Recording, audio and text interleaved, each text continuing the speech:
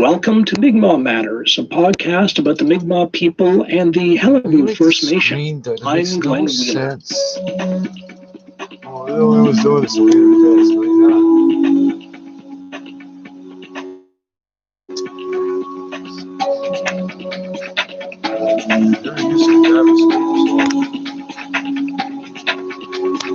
Looking forward to seeing you in Cornerbrook on November 16th at 6 p.m. for our special live broadcast of Mi'kmaq Matters.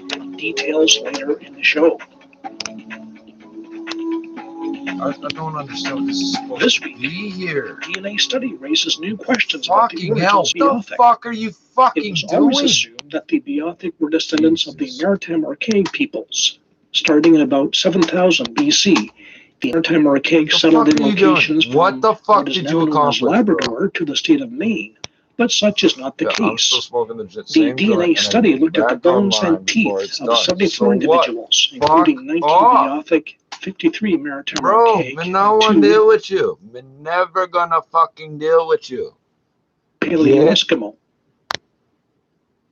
The fuck lost. Holy Welcome fuck. to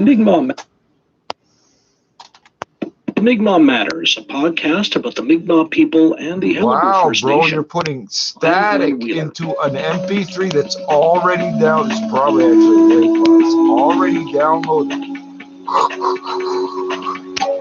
Delete button. Control V. Tab, The tab, Beothuk shared space. what is Shift, now known tab, as tab. Newfoundland with the Mi'kmaq people. Beothuk blood may flow Whoa, in the what's blood of happening? Mi'kmaq people, some people think. And now the remains of Why is Damasduit that in and red? Nonasabasset were on their way back from Scotland, where they've been in storage for 200 years. Damasduit was kidnapped by settlers in 1819. Nonasabasset was killed trying to rescue her. The remains were sent overseas by William Cormac. But where is home? The Rooms in St. John's has been proposed as the final resting site. But would putting the remains on display far away from their land be the dignified thing to do? Would it not be better to lay them to rest on their land, somewhere near the Exquoits River? Why is that? Those are the questions waiting for Why us. are there spaces? What Scott like, Sims is the why MP for Costa Bay's Central Notre Dame, which includes traditional Beothuk territory. You people are so fucking pathetic. Okay. Why do you not put a space after a carriage return? What the fuck is wrong with you? Oh, we highlighted your name 3 times because there's a word in it we don't like. I need the link to work, stupid. Jesus fucking Christ. I'll turn it back on. Once we're done this lesson for stupid. Yeah, I know. You get 10 grand a month. We get about 2 G's once. And we get called back again. You have to switch from company to company every year with your fucking career. Jesus fucking Christ. Find in page. Am I looking for something? No. What the fuck just happened?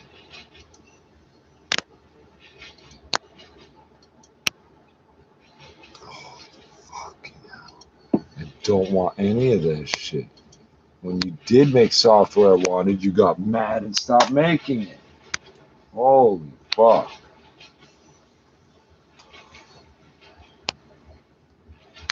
It takes 2 minutes to delete a line of text. It's fucking ridiculous. And somehow the fucking cursor is gonna jump out of the box again while I'm fucking doing this.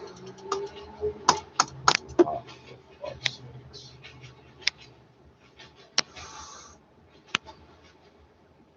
It's okay. I'll just tap, click, shift, tap, do it again. I don't know what else to do. This is how fucking retarded you people are. Oh, I don't have to. The link should. Why is this highlighted? What the fuck is this shit? Does this tag me? Wouldn't you already know whose fucking channel it is if I'm oh my god. Welcome to Mi'kmaq Matters, a podcast about the Mi'kmaq people and the Hallelujah First Nation.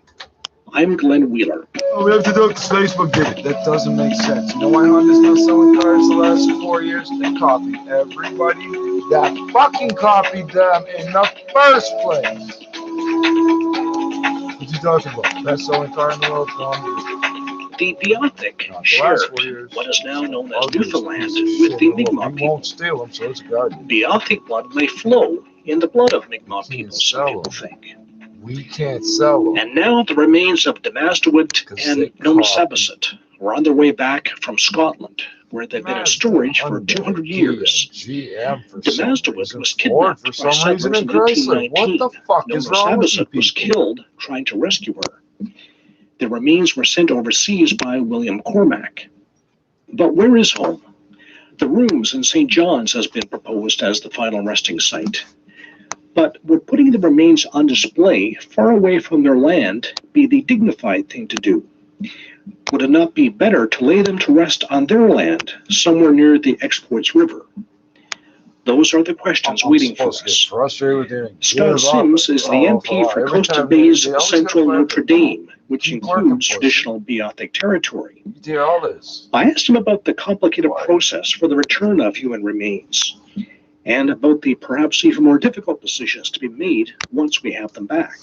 Lately, there's been attention on the return of human remains as a big part of reconciliation, not just here in Canada, but also around the world. And with the Indigenous rights being entrenched through United Nations, it is incumbent upon us to seek out not so much artifacts, but obviously human remains and the repatriation thereof. So when we contacted Scotland some time ago about doing this, they researched it, they looked into how it was possible. Originally, there was a letter from the Premier of Newfoundland and Labrador officially requesting, but of course, when you deal with this sort of thing between nations, it has to be between nations. So we had to go to the Government of Canada through the Department of Canadian Heritage, and by extension, we have to deal with the Canadian Museum of History. So the Canadian Museum of History... You're leaving out the part where it's because that body will have to come through Canadian jurisdiction to get to Mi'kmaq. Thanks, you cocksucker. Because it's nations to nations, assumption will be assumed we aren't the nation. No, it has to pass through Canada to get to us, you asshole. On behalf of the Government of Canada, will accept the remains, and then we work to transfer the remains from the federal government to the provincial government, and then what we do then is still we're discussing where we go from there. And how are you involved as an MP? Obviously, you're an MP for the area where the Beothic territory, we may call it. Is that your involvement? For me, it started over 10 years ago when we started putting up plaques for. There are basically three very important Beothic individuals. There's Nyneteen, and his wife Demastowit. She was later captured during the incident. Her husband, Nyneteen, was murdered, and Demastowit was captured by the settlers there, and she was renamed Mary March. In a very crude way, what they did was they gave her an English name, and her last name was the month that she was captured in. It was a common practice that they would do that, and so there was. But I mean, obviously now I call her Demastowit, which is her real name, and those are the two individuals whose remains that we are repatriating. The other one is their niece. It was Shannon Didit. And Shannon Didit was the last known Beothic to survive. She died in 1829 in St. John's. So we were putting plaques up for these three individuals, commemorating the life of Shannon Didit, who had a lot to give. Basically, she told us the most about Beothic culture. And also she told the story of her aunt and uncle who were captured, and Nyneteen, who was murdered, her uncle. When we were putting up these plaques, we were doing the research, we were talking about their lives, how they lived off the land, how they lived in and around the coast of Newfoundland, during the winter retreating back to the interior of Newfoundland, around Red Indian Lake. And in doing so, I discovered, to my amazement, that their remains, which I thought were buried near Red Indian Lake, or certainly for Nana-Bazissit, who was murdered there. I thought they were there, but apparently they had been taken by Cormac the explorer back towards Scotland. Now, William Cormac was a strong academic, so there's been some discussion of why would he do that, and I guess what he wanted to do was he wanted to take it back to his home of Scotland for study. They existed. I don't think it's any more nefarious than that, just for the sake of the study. That we exist. Although the fact that he didn't have a plan to return them I can't prove was disappointing. Nevertheless, there they were for 200 years. And I was fascinated by this. I had no idea. And I had come to discover that not only were they there, but they were kept they weren't really on display. They were put in the back room. I then met Chief Michelle Joe of the Conn River, Maldikian First Nation. And that is in the south of Newfoundland, and it's the only land reserve we have on the island. And he mentioned to me he was traveling to Scotland to do a ceremony with the remains, which inspired me beyond what I had already known. And when he was telling me this and how he would do it and how he would speak to the university, to the museum rather, 2 seconds later, he said to me, he said, well, my goal is to bring the remains.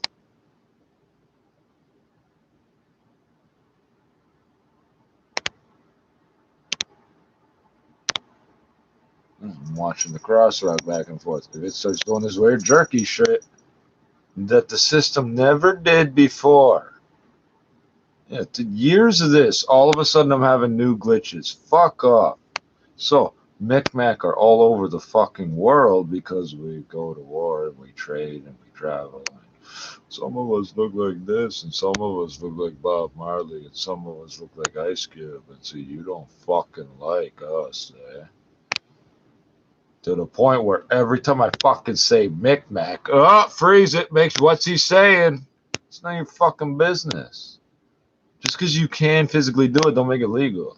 And even if it is somehow legal in your world, we don't give a fuck. It's just so obvious. It ceases. They have no authority to do anything. That's why they do this. Because I can't make a complaint to the justice system because they can't charge me with a crime, but they can harass the fuck out of people. It's not me harassing. It's your white people you got in these boiler rooms looking at screens all day.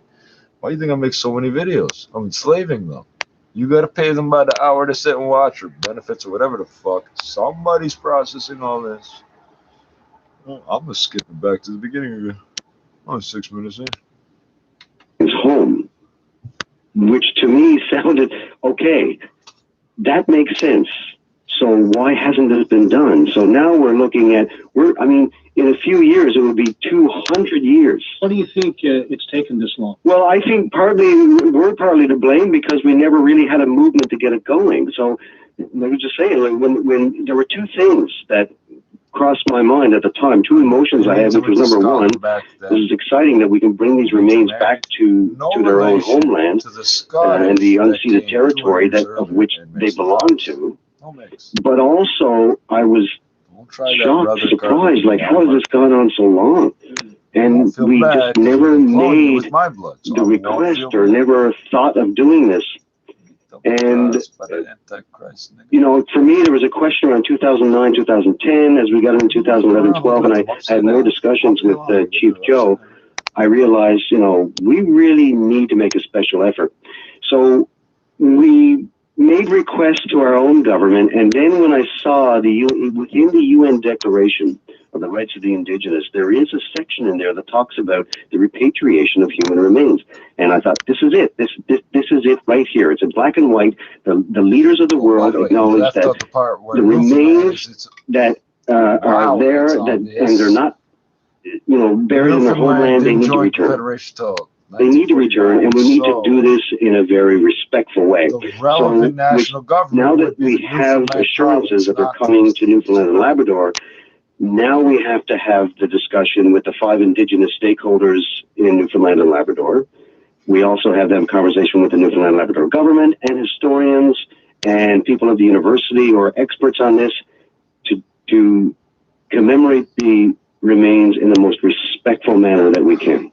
And I suppose the first question there is, how exactly will we take them back. Obviously, it'll be in a plane somehow from Scotland to Canada. But will there be some ceremony? Oh yes, absolutely. That's my request. Do you have any sense yet of what that would look like? Well, this is a conversation I've had with Chief Joe.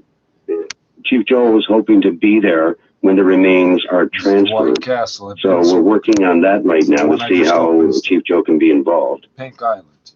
And once that is done, then we have to see how we're going to transfer from the government of Canada back to Newfoundland and Labrador. And as Chief Joe said, I mean, he wants to make this a provincial issue because, you know, for most of the time that those remains were over there, Newfoundland and Labrador we were the Dominion of Newfoundland. So it's really something. I mean, we learn about it in schools, about the legend of the Beothuk, the story of the Beothuk. Most kids know how they were called the people of the red ochre because they would put red ochre on their skin and to identify themselves. The birch bark canoe is, we know about that. So it's really, it's not like the Beothuk is something that we have to teach our kids about. I think for me, the goal here about repatriation of the remains is to reintroduce to our kids what the Beothuk is truly about, to get a deeper understanding than the knowledge that we currently have, which is really just scratching the surface. Now, you mentioned the 5 Indigenous stakeholders in Newfoundland. So you're talking about the 2 Mi'kmaq bands, the Innu, the Inuit, and who else? Nunavut, which is the Labrador Métis group. How would that discussion take place, do you think? Obviously not, everyone has the same point of view. So what do you see as the process for discussion and decision making when the stakeholders got together? And would that be determinative? Would that settle the matter once whatever came out of that process? The second part of the question, I'm not sure what will be settled, but I do. My only advice to all people involved would be, let's do this in the most respectful way that we know that honors the Beothuk. I guess how would they do this? I mean, they're not here any longer for us to ask directly, obviously. But is there a way that we can do this that would respect them and their ancestors when they were here? So it certainly is. It's a spiritual engagement that all of us have to do, not just the 5 Indigenous groups, but for all Newfoundlanders and Labradorians, we have to explore how spiritually this would be in the best way to commemorate what the Beothuk represented as our own history. Yes. So I wouldn't want to presuppose anything at this point, Glenn. But only to say that we need to involve whoever wants to be involved. But by the same token, we also have to involve people who are going to make a real contribution to this. And those five stakeholder groups that I just mentioned, and the province, it's a large discussion, and there's a lot to talk about because we've been so focused on nothing happens unless these remains return to its homeland. And of course, we've already got some, preview of one decision to be made, which is where the remains will rest. And we have Durham Corbett from Buckens, which is on Lake Beothuk territory, saying that would be the appropriate place. Other people saying it's the rooms in St. John's. There's also the town of Botwood, which is probably about an hour's drive from down the Exploits River, which the Beothuk used extensively. I myself, I live on the Exploits River, but Botwood was the town where Demazduit passed away.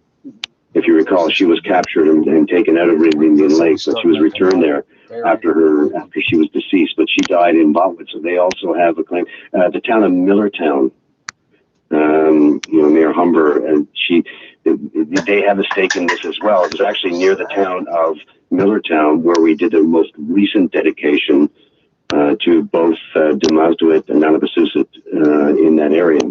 That was with Parks Canada, and that was several years ago. That's between one of those places in Beothuk territory and the rooms. Do you have any view about that? A museum as opposed to territory as the final resting place? Yeah, as I mentioned before, I don't want to presuppose anything, but in saying that now, I'm going to presuppose something. I personally, I don't, being on display doesn't make me feel very comfortable. But by the same token, if the vast majority feel that's that's the way it should be, then whatever dynasties. I'd be reticent to say yes, but nevertheless, if that's the way it's going, again, how does one honor the memory of these two individuals I understand where he's coming from. who suffered so greatly at the end of their life that we are to presuppose that they are to be there for everyone to see. I don't know. I have a struggle with that one. It's difficult because I guess the other thing we had to take into account is that if they're not at the movies and they're in one of these other locations, we have an issue of security. Yeah, that is true. That's a deep consideration involved in that as well. And it's not just the movies either. There are also two other institutions that honor the memory of the Beothuk. One would be the Beothuk Interpretation Center, which is in Boyd's Cove, which is between Lewisport and Twillingate. It's an area that they've discovered where the Beothuk set up camp quite a bit, and it's an area where you transition from the inland river areas out towards the ocean, so it's just on the edge of the ocean. The other place is in the town of Grand Falls, Windsor, which is the largest town in the area, and that's called the Mary March Museum, named after Demasduit. So there's several. So already, as you can tell, even by this conversation alone, there are so many avenues by which we have to explore. Now, let me ask you lastly about the impact of this process on Newfoundland and our discussion about the Beothuk. Obviously, it's a good thing that the remains are coming back, but do you see that there's also a sort of what we might call a potential traumatic aspect to it, because it makes us come face to face with what happened to the Beothuk, and it might be a difficult process as well as a positive process. Extremely. There is an education about who they were, how we celebrate how they lived along the land, and there's also the story of how a people no longer exist through the actions of another people. Obviously, through the actions of the settlers there, how they lived with other tribes in the area, with other settlements, people of other races. There's also the issue of disease, which many of them died of. Shannon did it, the last known Beothuk, died of tuberculosis. So, it's that too has to be explored. So there's an illumination and a celebration of who they were, but there's also a commemoration and an acknowledgement of how they suffered. And as a result, we all suffered as a people. Scott Sims is the MP for Coastal Bay's Central Notre Dame. Before we go, we honor Elder Calvin White on being named to the Order of Canada. According to the official citation, Elder White is honored for his vital role in the preservation and revival of Indigenous culture in Newfoundland and Labrador, and for his sustained leadership and mentorship within the Halibu Mi'kmaq First Nation. Our sincere congratulations to Elder Calvin White.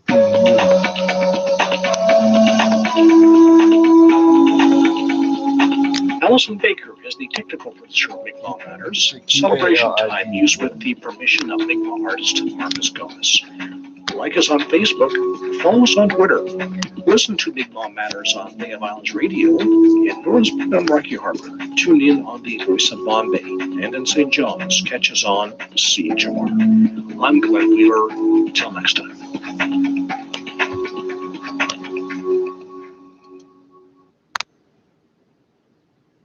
Delay. Fuck it. It wasn't important.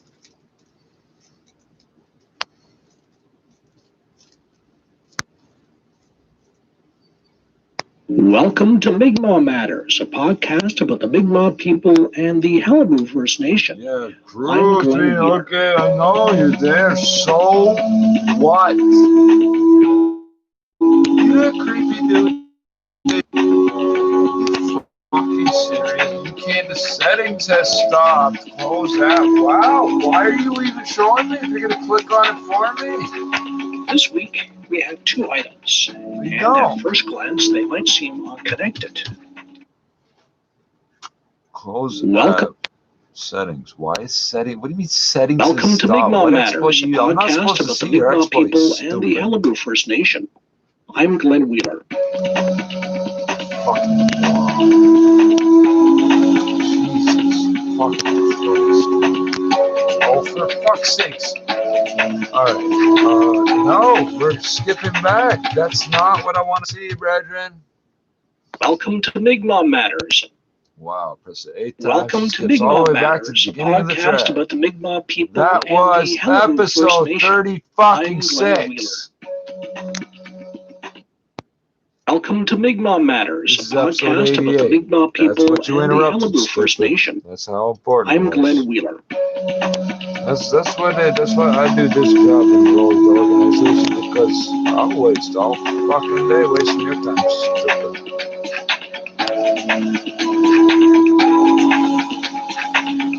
For us, the longer the communication takes, The the better. Beothic shared Every time I what is now see known what as you're doing, Newfoundland that's with the one. Mi'kmaq people. How many The assholes Beothic got blood may killed flow in because the blood of Mi'kmaq people, some using people codes, think. wasting time using codes that are broken. And now the remains of Damastawit and Nonosabasset are on their way back. Welcome to Mi'kmaq Matters, a podcast about the Mi'kmaq people and the Halibu First Nation. I'm Glenn Wheeler. You that analog home is so stupid. Oh, AM static. The Beothic shared what is now known as Newfoundland with the Mi'kmaq people. Beothic blood may flow in the blood of Mi'kmaq people, some people think. And now the remains of Damastawit and Nonosabasset are on their way back from Scotland, where they've been in storage for 200 years. Damastawit was kidnapped by settlers in 1819. Nonosabasset was killed trying to rescue her.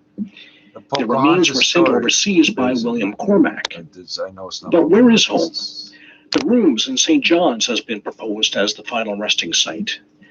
But would putting the remains on display far away from their land be the dignified thing to do? Would it not be better to lay them to rest on their land, somewhere near the Exploits River? Those are the questions waiting for us.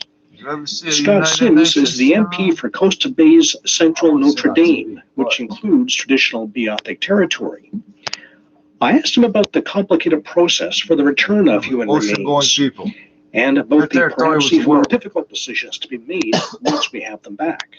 Lately, there's been attention on the return of human remains as a big part of reconciliation, not just here in Canada, but also around the world. And with the Indigenous rights being entrenched through United Nations, it is incumbent upon us to seek out not so much artifacts, but obviously human remains and the repatriation thereof. So when we contacted Scotland some time ago about doing this, they researched it, they looked into how it was possible. Originally, there was a letter from the Premier of Newfoundland and Labrador officially requesting, but of course, when you deal with this sort of thing between nations, it has to be between nations. So we had to go to the Government of Canada through the Department of Canadian Heritage, and by extension, we have to deal with the Canadian Museum of History. So the Canadian Museum of History. Two items welcome today. To Mi'kmaq what Matters, the fuck is going? Like everything is welcome interfering. Welcome to Mi'kmaq Matters, a podcast about the Mi'kmaq this people was the and the Halibu First Nation. I'm Glenn Wheeler. This is episode 36, and that one's 88. What the fuck? Does Beothic blood flow through? See, I wasn't reading those. It's in the episode number. No, they're not in the wrong order on the playlist. No, I didn't Looking start forward on to 88. seeing you in Cornerbrook on November 16th at 6 p.m. for our special live broadcast of Mi'kmaq Matters. It's 2 years Details later in the show. Episode 36. Does Beothuk blood flow through? This week, DNA study raises new questions about the origins of the Beothuk. It was always assumed that the Beothuk were descendants of the Maritime Archaic peoples. Starting in about 7000 BC, the Maritime Archaic settled in locations from what is now known as Labrador to the state of Maine, but such is not the case. The DNA study looked at the bones and teeth of 74 individuals, including 19 Beothuk, 53 Maritime Archaic, and 2 Paleo-Eskimo. Though they lived in the same geographic territory, there was very little genetic overlap between the groups, which raises the question, where did the Beothuk come from? Yes, We have 2 guests this week. Later, we'll hear from Chief Mazel Joe of the Meowbeggar First Nation in Conn River. For the chief, the surprising results of the study are an impetus to get on with another DNA project into whether Mi'kmaq people carry traces of Beothuk ancestry. But first, Anna Duggan, a researcher at McMaster University in Hamilton, Ontario. I asked her about the process and why she and her colleagues were surprised by the survey results. The current research involved mitochondrial DNA, which are passed from mother to children. She says future research might involve the nuclear genome, a wider array of DNA material, and it might involve samples of people who are still alive. In essence, the process would be that after a collaborator from an archaeology department or the museum has identified a bone or tooth as belonging to an individual from a particular population of interest, and it would be sent to us, and we would then remove a very, very tiny portion of that. So, a collaborator might just send us one tooth while they have an entire skeletal remain, and then from that tooth, we'll use a drill to just cut off one of the roots of the teeth.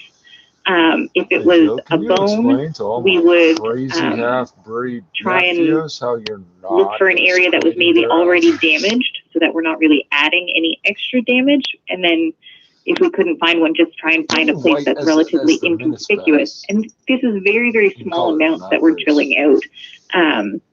So we're not crushing up entire bones or entire teeth. We're looking at fractions of 1 gram of material. I guess the most notable outcome of your research is that there was no connection between the Maritime Archaic people and the Beothuk, and this sort of goes against our assumptions that we had that because these people lived in the same area, they would be connected. And I gather that was also surprising for the researchers, that you did not expect that would be the one of the findings of the research. Newfoundland's in a good spot. So I think Nova Scotia are both in a good spot. We didn't expect that the Maritime Archaic were going to be the direct ancestors of the Beothuk. However, what was surprising was how far back in time it was suggested that this common ancestral population must have been. So we estimated that the Maritime Archaic and the Beothuk, again, just from this maternal mitochondrial perspective, probably hadn't shared a common source for 10,000 years or more. If we were to look at the nuclear genome, given that it's much larger and it essentially contains contributions from many more individuals, right, with exponentially growing each generation you go back with parents and grandparents, et cetera, that might have a completely different story. But at the moment, it certainly looks like at least the maternal contributions for the Maritime Archaic and the Beothuk were quite distinct, and that they had probably been separate for quite a long time. Why we would assume that there would be more of a connection between the Maritime Archaic and the Beothuk? My own presumption, at least, would have been that if we're looking at 2 populations that were occupying the same geographic space, though admittedly with 1,000 or more years in the middle, that they might have had some other source population that was closer by. both geographically and temporally, so Maybe through time at and some space. point a bunch of white people came and killed and all so the women in our tribes. I think what this research suggests is that even though we maybe didn't think that the Maritime Archaic would have been the exact ancestors of the Beothuk, that maybe they had both come from some source population that was somewhere on the east coast of the continent, and what we essentially saw was just two successive waves from this source population onto the island through time. But our findings suggest that this wasn't the case, right? So it's suggesting that that common source population was actually 10,000 or more years in the past. What would you think the future research interest be in carrying on this research into the Maritime Archaic and the Beothuk? What would be the next phase in the research? So there's a couple of different directions that this research can go. So perhaps the most natural next step is to continue the project, but rather than just looking at the mitochondrial genome, to expand it and look at the nuclear genome, so the much larger genome. That, of course, has a lot more information in it, would take a lot more time, a lot more work, but it also is something that we would want to go back to the indigenous populations of the province now and ask them once again, are you comfortable? Are you supportive of us continuing this work of extrapolating further into this history? Beyond that, we could also look at contemporary populations to try and draw any links between these two populations and the current inhabitants of the province. But again, that would need full support, enthusiasm, and a lot of discussions, honestly, about what genetic research means for an individual or a group, and lots of concerns about potential privacy and what that information could mean and where it would be stored. So I think that's a step further down the road for sure, but a direction it could certainly go in. Anna Duggan of McMaster University. Chief Mazel Joe of the Nyneteen First Nation was on hand for the release of the research findings earlier this month.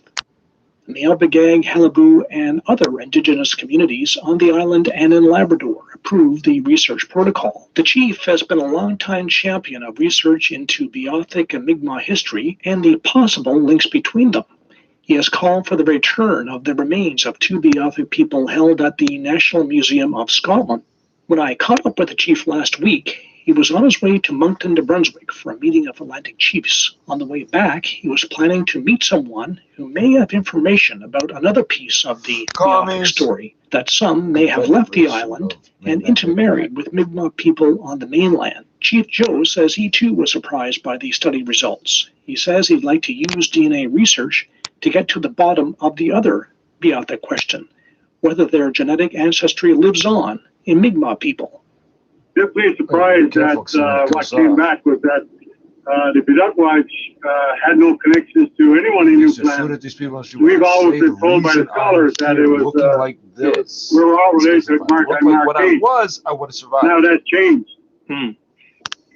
So, for me, we believed all those years by scholars who knew all this stuff, that there was a connection from us Beothuk people and all the people in Atlantic Canada was related to the Maritime Archaic, but that's not so according to the latest genetic study. And you've maintained that there was intermarriage between the Mi'kmaq and the Beothuk. Absolutely, and I'm meeting a man back in Nova Scotia on the way back that his great grandfather was a Beothuk or a direct link to a Beothuk through intermarriage. Yes.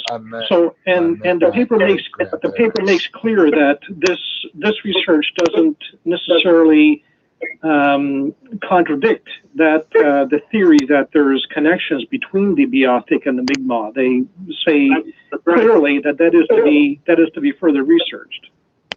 Well, I welcome that research. I certainly think that we all need to get on this one and get it done. I know it's going to cost a lot of money, but I think it's something that's necessary that need to be done. Are you going to have some ongoing involvement with these researchers on the next stages of the research? Well, right now we are involved in the sense that we're trying to find dollars to do some testing in Conn River. Whether or not we can find the dollars and where we're going to find the dollars to do it. You know, and that's the next step that we've got to take. And that means getting involved with MUN and the kind of work that they're doing too as well.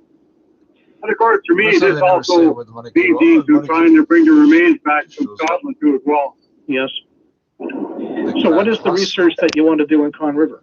We just want to do the DNA testing and make sure that it's got no political gain for me beyond making sure that there is a connection or not. And if not, that's so be it. But at least we'll know. And you know, I'm not looking for anything beyond that. So this research that you want to do in Conn River is to try and answer the question about whether there's any genetic link between Mi'kmaq and Beothuk. They died too. Absolutely. And the follow-on meeting in Nova Scotia, I'm going to see if it can convince him to get some testing done too as well. And what and this man, what research has he done about this? Well, this is a oral history that So whenever I get vision things, dreams, these weird feelings, whatever you want to call them, it always turns out to be like sort of in that vein correct. When I hear these things and think about the Beothuk, I feel and start daydreaming that shit like I am a Beothuk that has run away and been taken in, not from my people, but from whatever's trying to kill us, and been taken in by the Mi'kmaq. That's the piece of the genetic story in my memory somehow. And we'll find out when we get my DNA tested. Sometime after we're going CB radio, GPS tracker, two-way GPS, and DNA test will be somewhere in there. I got from friends of mine in Nova Scotia, and I know the man, and his great-grandfather apparently came from Newfoundland. See the blood Great-great-grandfather, whoever it was, and he was a Beothuk man. So I need to talk to him and see what kind of a story he's got, and then try and convince him to do the DNA testing. Yes. Of course, is there any red ochre you probably know the Frank Speck book that came out in the 1920s, I think it was, and the people he talked to at that time, Mi'kmaq people were telling him that there were connections between the Beothuk. So that story goes back a long time. Didn't talk too loud. Yeah, the whole history has always been that there was a connection between our people and the Beothuk. And you know, there was intermarriage, they were stealing a whip, of course, on one side and the other. He laughs. And at one time there was a peaceful community along the west coast, and that got broke up over time. Very pragmatic. But anyway, we need to look at the DNA and see exactly who we're connected to, if anybody. Except the people, the Mi'kmaq people on the mainland. And if we're connected to the Beothuk people, even better. And just almost related, but not almost unrelated, but not really. This is why I don't want to go for the top of the line equipment on the well, I'm thinking of the satellite shit because I know we're gonna have problems like this. We go for the simpler shit, it's more likely to work. But same thing with the cell phones. Go buy a brand new cell phone, tell me it don't have no problems. Fuck off. Yes. So, and how do you do that research? Do you get the money yourselves and hire people to do the research? Yeah, we would find our own money and we would hire people with good qualifications to have that done. How long does that take? Does that take a year or two, or is it even more long range than that? Well, you know, possibly it's going to take a year or two. I don't know until we actually sit down and talk to the people that we're going to get out. Has to have to do this for us. Chief Mazel Joe. Before we go, details about our special live event on November 16th, which you can attend in person or catch on Bay of Islands Radio. We're less than a year away from elections for Chief and Council of the Halibut. It seems the perfect time to reflect on the current state of Mi'kmaq life in Newfoundland. Identity, division, addiction. But the positive also, there's a real cultural reawakening happening. How do we harness that?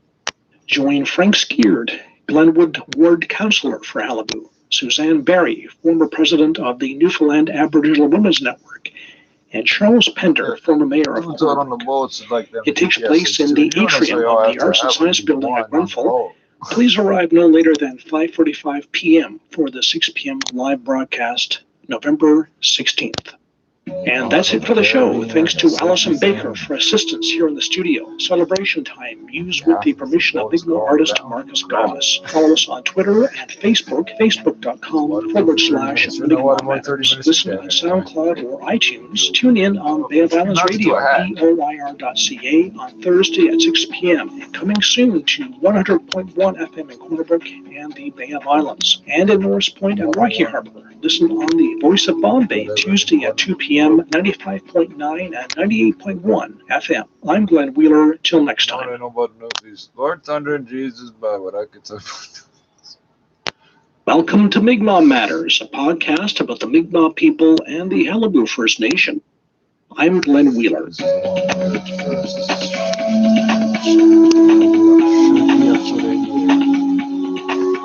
what should be playing. I don't like this. I mix the two together. Welcome to Mi'kmaq Matters, a podcast about the Mi'kmaq people and the Halibu First Nation. I'm Glenn Wheeler. What was that, bro? Show me some weirdo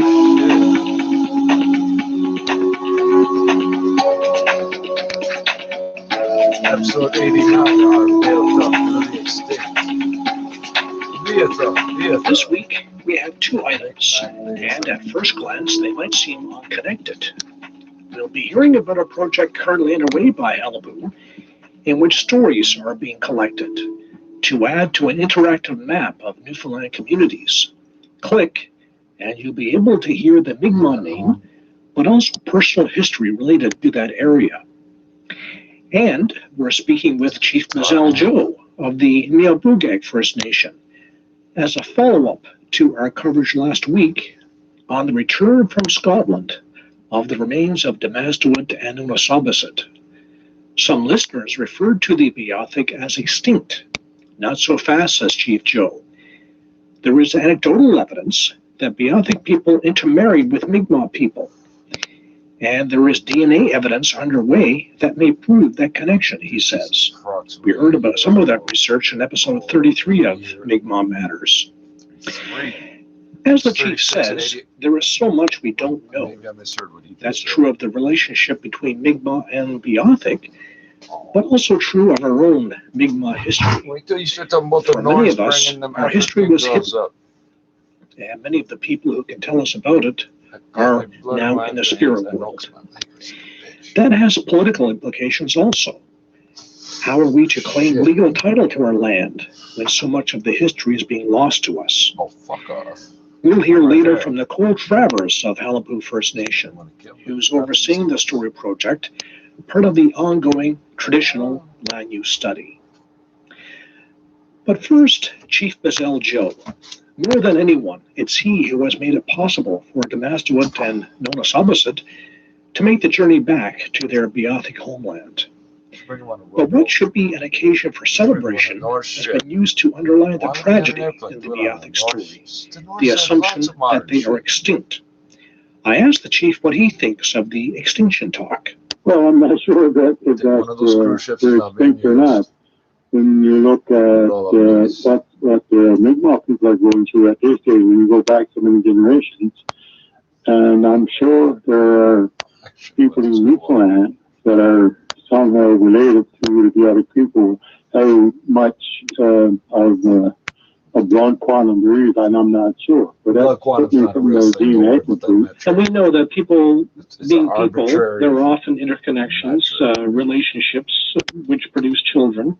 And the blood quantum metric is about as useful as when I say we have twice as many gangs per capita in Canada as in the United States. There's 35, according to the FBI and shit, there's 35,000 gangs in the United States. There should be 3,500 by that reckoning in Canada, or less. Nope, there's 7,000.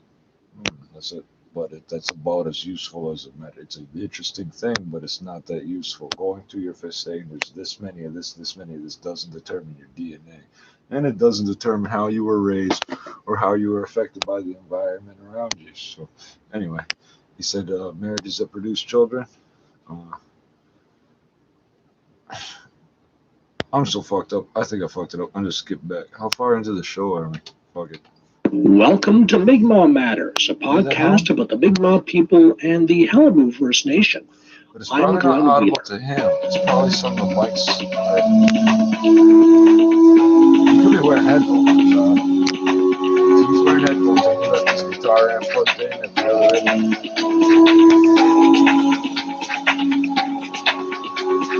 This week, we have two items, and at first glance, they might seem unconnected. We'll be hearing about a project currently underway by Qalipu, in which stories are being collected to add to an interactive map of Newfoundland communities. Click, and you'll be able to hear the Mi'kmaq name, but also personal history related to that area. And we're speaking with Chief Mazel Joe of the Mi'kmaq First Nation as a follow-up to our coverage last week on the return from Scotland of the remains of Damastuit and Unasabasit. Some listeners referred to the Beothuk as extinct. Not so fast, says Chief Joe. There is anecdotal evidence that Beothuk people intermarried with Mi'kmaq people. So and there is DNA evidence underway that may prove that connection, he says. We heard about some of that research in episode 33 of Mi'kmaq Matters. Sure, 36, but it goes. As the chief says, there is so much we don't know. That's true of the relationship between Mi'kmaq and Beothuk, but also true of our own Mi'kmaq history. For many of us, our history was hidden, and many of the people who can tell us about it are now in the spirit world. That's okay. That has political implications also. How are we to claim legal title to our land when so much of the history is being lost to us? We'll hear later from Nicole Travers of Qalipu First Nation, who's overseeing the story project, part of the ongoing traditional land use study.